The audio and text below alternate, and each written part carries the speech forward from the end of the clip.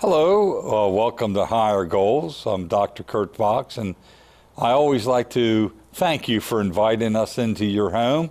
And I hope that what you've heard in the past and what you're going to hear today is changing your life. That's why we call it Higher Goals. Today we want to talk about focus and the importance of focus.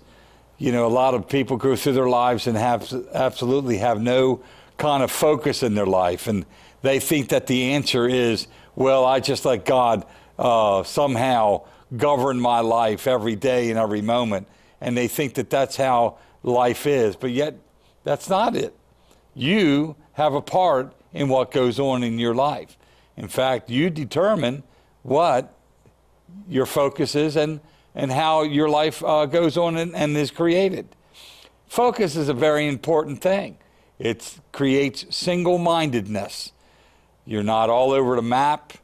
You're not wondering what will happen. It creates within you a single-mindedness. I had an opportunity to challenge a guy that was a champion archer, and I said I could beat him, hit the target more than he could. The only difference is that he had to be blindfolded and couldn't see the target. Well, of course, focus is very, very important to accomplishing anything in your life. I like to understand that focus helps to pick the what and the where in your life. And that's how you get anywhere you're going. I like what Zig Ziglar said. He said, it's just as hard to get someplace you don't know where you're going as it is to come back from someplace you've never been. Well, it's impossible to come back from someplace you've never been. You've never been there. Well, it's just as hard to get someplace you don't know where you're going because you wouldn't know if you arrived or not. But that's the way some people are running their lives, just haphazardly running through life without any type of focus about what their life is to produce. Your focus actually becomes your reality. Whatever you focus on consciously or unconsciously becomes your reality in your life.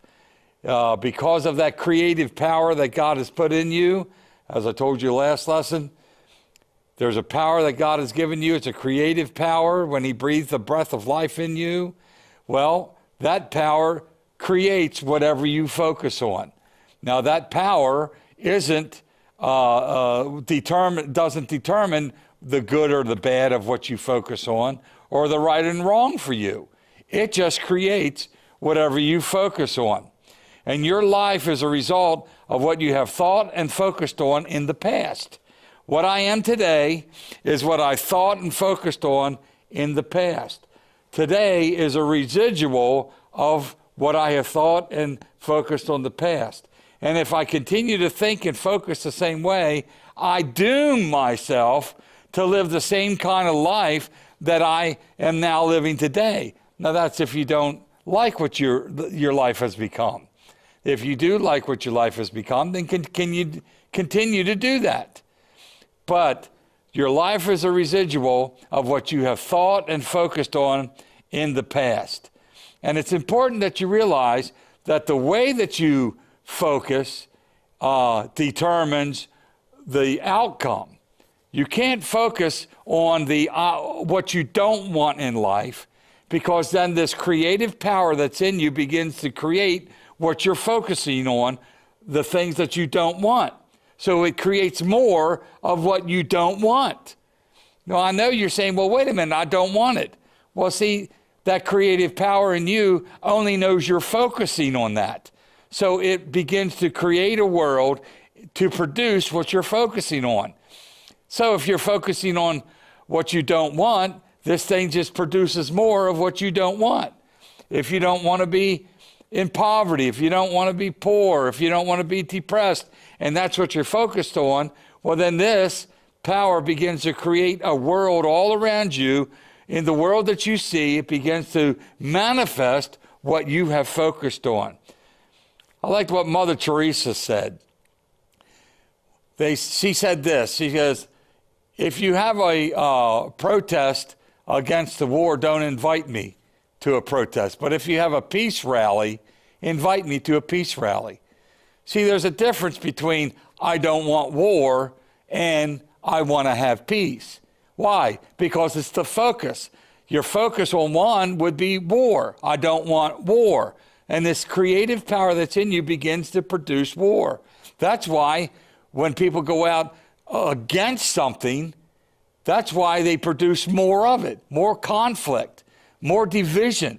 We're seeing that at work right now in our own United States right now.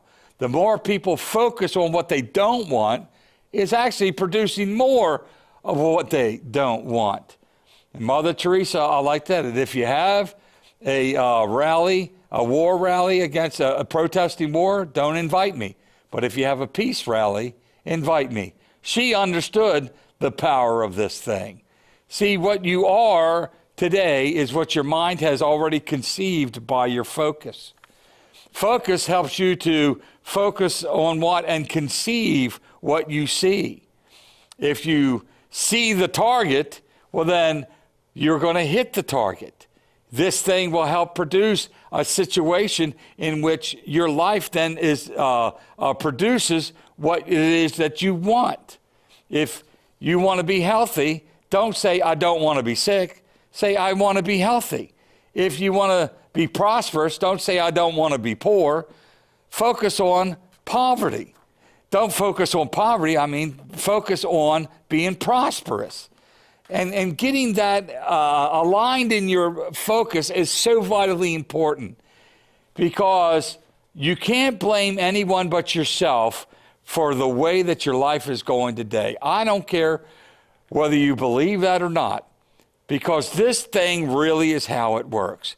The way you focus is how this power works in you to produce in this world and manifest what it is you're focused on.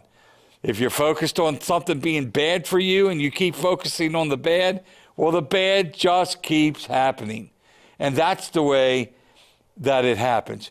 You have to take full responsibility for this, for the way that your life is, the outcome of your life, the way that it's going. You have to take full responsibility. You can't blame the devil. You can't blame God. You can't blame your ex-spouse. You can't blame the president. You can't blame Congress. And you can't blame ISIS. You can't blame all those people, because the way that your world, the world in which you live, the world in which is influencing you and you influence all around you, is determined by what you focus and how you focus on that. Job had a quite unique life. His life was a challenge at times and a blessing at times. But in Job chapter 3, verse 25, Job said, the things that I feared most came upon me. He began to focus on the things that he feared the most. And a lot of people are that way. The result that you fear, the life that you have of fear, is because you focused on the things that you fear. The Bible talks about being a double-minded man. It says, let not this thing, in James, it says, let not this man think that he'll receive anything from God. The unique thing about that is, if you're double-minded, you've not chosen something. You have not made a focus on something. You're double-minded. You're kind of like a squirrel in the middle of the road, not knowing which way you want to go. And the thing is that the Bible is clear that God won't intervene and make your choice for you. Listen to what I just said. In James, it says God won't intervene and make your choice for you. If you're a double-minded man, let not this man think that he will receive anything from God. Why? Because God doesn't respond to you being pitiful. And that's what motivates God. Well, this power that he's put within you, this creative power that he's put in you, can bring a life of comfort and peace, or one of disaster and terrible results. But it's what you choose to focus on. Now, focus as I said before, determines what you pick in life, the what and the where. What if you really could believe that you could be anything you want to be, go anywhere you want to go, and God would move the universe for you to make that happen simply because you focused on it? I believe that you can accomplish anything as long as you know what you're trying to accomplish. Why? Because you're focused on it. It says, focusing on the end result. Press forward and look at the end of the race. Why? Because you focus. You don't start a race and not focused on the end of the race, because then you would never finish. A lot of people have not finished things they started in their life because they allowed their focus to change. They allowed something to get them off of what they should have focused on. If you don't like your life, then that is because of the way you have focused. There is no one else to blame. You have to assume full responsibility. Job, as I said, focused on his fear, and the things that he feared most came upon him. Well, hold that thought for just a moment. We're going to take a break, and we'll be right back. Hello, I'm Dr. Kurt Fox, here to tell you about my new book that's coming out, The Will of God Simplified. So many books have been written and complicated the fact that it's so easy to know God's will. And after people have heard the sermons and teachings, they've all come up with an OMG moment. Is it really that easy? Well, that's what my book will show you. Thank you.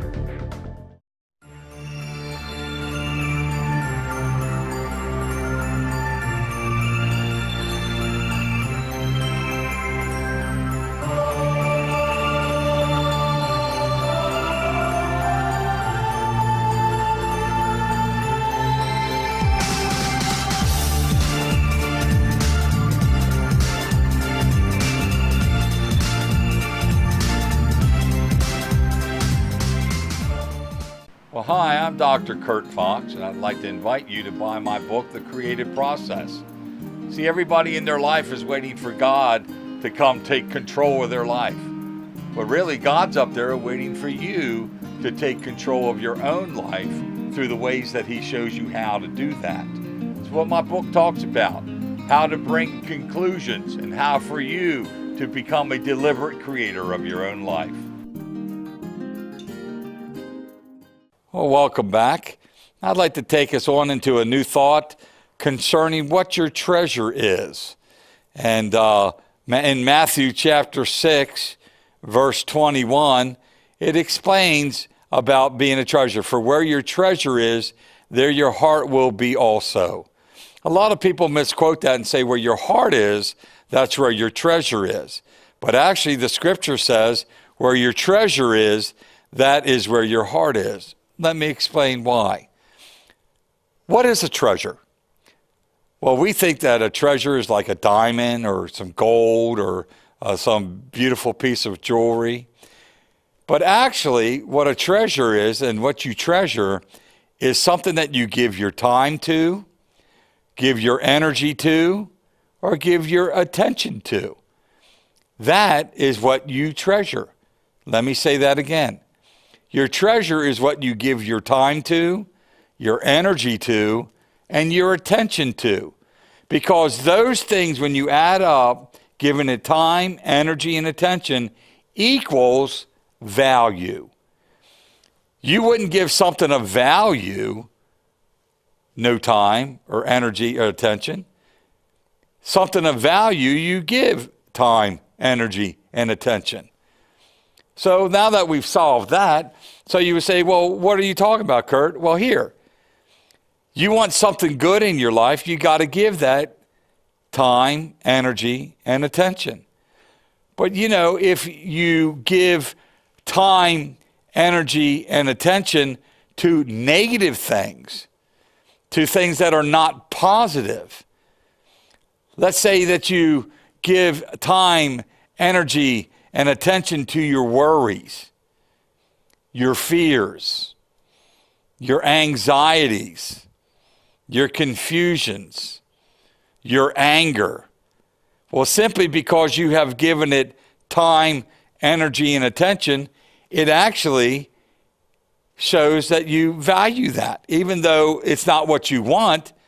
But because you've given it time, energy, and attention, that's showing value, and this power of creation that's in you starts to create that treasure of a life in you, even though it's not what you want.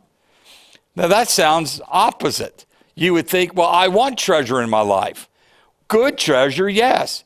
If you think on things that are good and positive and of good report, and you focus on God and on the things of God and the positive things of God, yes, then it's good treasure. And that's where your focus would be. The scripture said that where your treasure is, that's where your heart or your focus will be. Hopefully you're seeing what I'm saying. So if you're giving life, the negative side of life, time, energy, and attention, well then no wonder that there's so much negativity in your life. You ever been around someone that seems to be negative all their life? Seems to their life always have things going wrong and negative things, but yet they're negative all their life? They have a problem for every solution that you can offer in their life. You offer them an answer and they keep finding the problem with it. They offer their attention and time and energy to the negative side of life. You know people like that. Reminds me of that old cartoon, Little Abner. They had a man in there that had this cloud over him, and everywhere he went, this cloud, a rain cloud, would be raining on him. Well, that's the way some people are in their life. Their life is a constant rain cloud.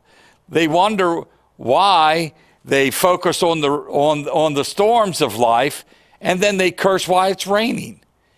Well, the storms in life, many and more times than not, are produced by you because of what you have focused on.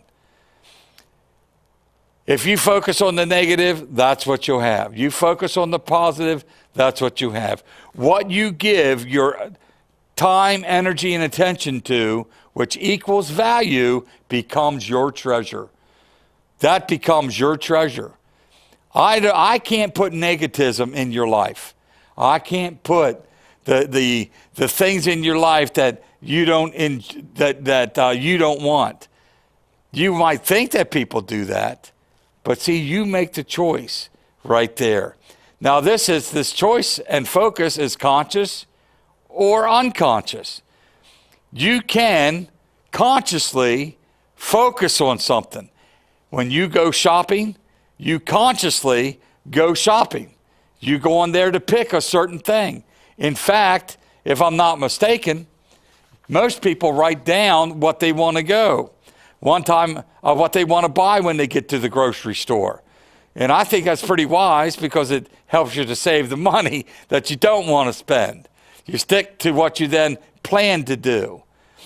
And one time I went to the grocery store and I hadn't eaten for all day long, and I ended up buying aisle 5 because I was so hungry. Well, that's how it is whenever you don't have a focus. How many of you live by day planners?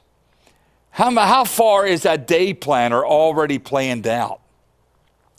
I have a friend that has a day planned his life for the next year. Every day of his life is in his day planner. Even his vacation is in his day planner. And you know what? That becomes a reality in his life because he focused and he plans his life by that day planner. Well, that's, stuff months away becomes a reality in his life simply because he focused on it and put the energy, time, and focus on it and attention. It became a reality in his life. So why are you sitting there thinking that what I'm saying isn't a reality? You can live your life by a day planner and go, well, yeah, I can plan a day that becomes a reality in my life, 10 months from now. And it does become a reality. Well, so it is in this other aspect that I'm talking about life. What you want to be, where you want to go, who you want to be. All of these things can become realities in your life because you focus in your life. I have to admire Arnold Schwarzenegger. When he was a young teenage boy, he wrote down 4 things that he wanted to accomplish in his life. He still lived in Austria, and he wrote these things down, that he wanted to win Mr. Universe. And he then wanted to be a rich man, and he also wanted to star in movies, and he wanted to marry someone from the Kennedy family. He actually wrote those things down when he was but a teenager. Well, guess what Arnold Schwarzenegger ended up doing in his life? Simply because he wrote them down and he focused.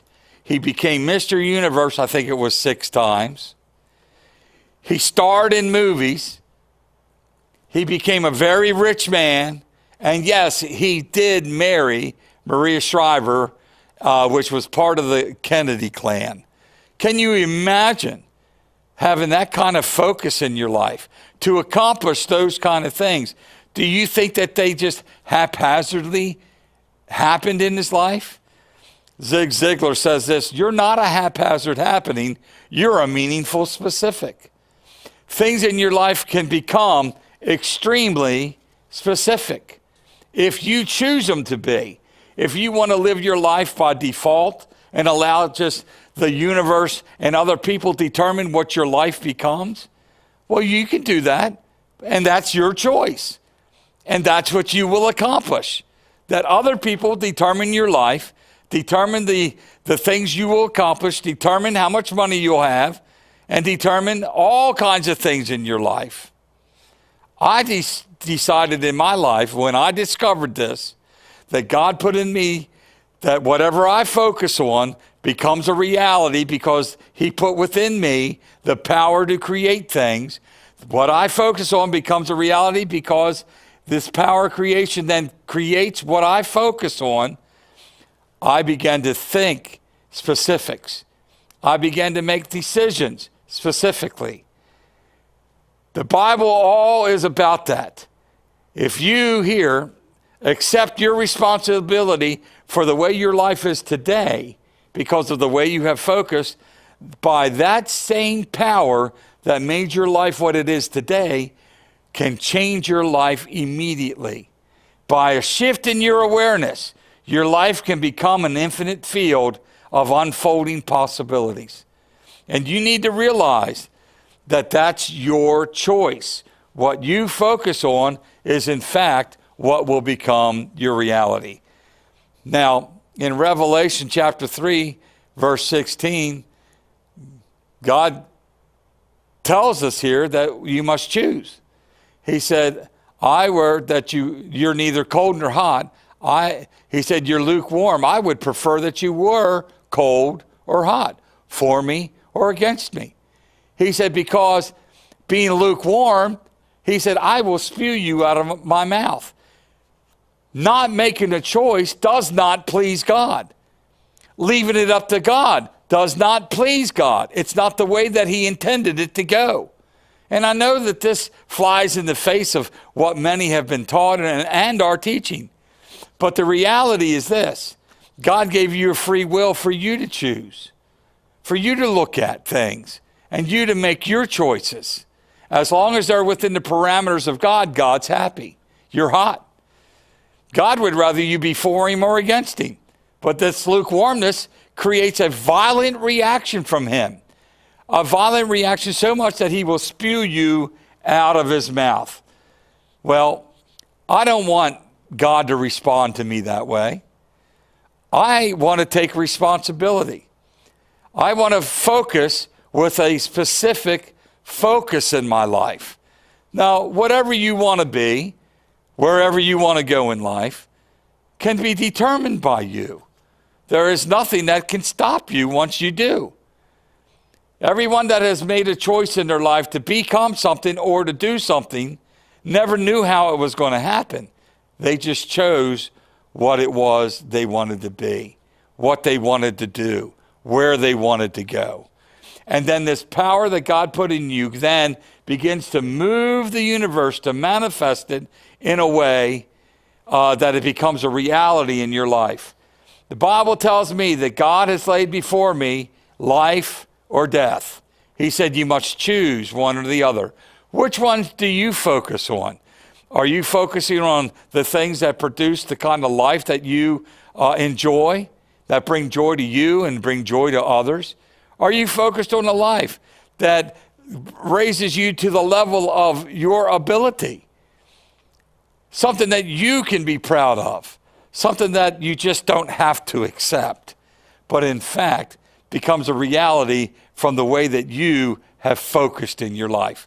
Once again, this power in you creates what you focus on. If you focus on, I can't do this, I can't do that, I can't be this, I can't be that, all of those become a reality in your life. But if you say, I can be this, I can do that, I can go here, I can do this, well, then those also will become a reality in your life. Well, once again, it's your choice. God has laid before you life or death. Which one will you focus on in life? I would like to pray and pray that this truth gets into your life. Father, once again, I pray that everyone's heart would be open to understand the things that what they focus on becomes a reality. I pray that they would receive a spirit of revelation and wisdom, and that their eyes would be enlightened with understanding on this particular thing. So that, Lord, you can be glorified on whatever we become and whatever it is that we focus on. So, Lord, have your way in our lives. Sounds good. But also, Lord, teach us to be wise, to choose properly. In Jesus' name I pray. Amen. And once again, I'd like to encourage you to buy my book. And this explains this even in a greater way. God bless you.